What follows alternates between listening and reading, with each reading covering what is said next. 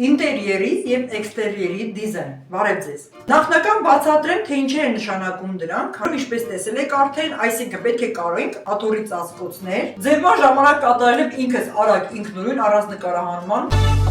Դե բնական է, սրտի ձևավորման համար պետք է ունենանք երկու միանման կամարներ, այսինքն այն տեղադրել իր վրա գործվածքի վերակը ծալում ենք ուղիղ կենտրոնից, ստանում ենք եռանկյուն, գտնում ենք նույնպես կենտրոնը և կենտրոնից դեպի ներքև շրթունքի ներքևամասն ենք գծում կոր տարբերակով, իսկ դեպի վեր շրթունքների բարձիկային մասը։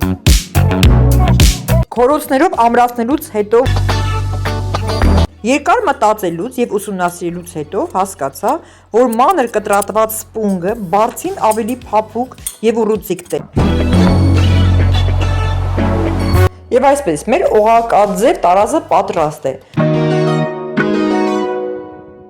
Դե այս ձևավորման տարբերակների մասին առանձին կխոսեմ, այսինքն տաղավարի պատրաստումը, ինքնուրույն ինչպես եմ ստեղծել, ինչպես եմ ստացել այս գեղեցիկ հանգստի վայրը, սա առանձին նկարահանման բաժին է։ Դրա համար էլ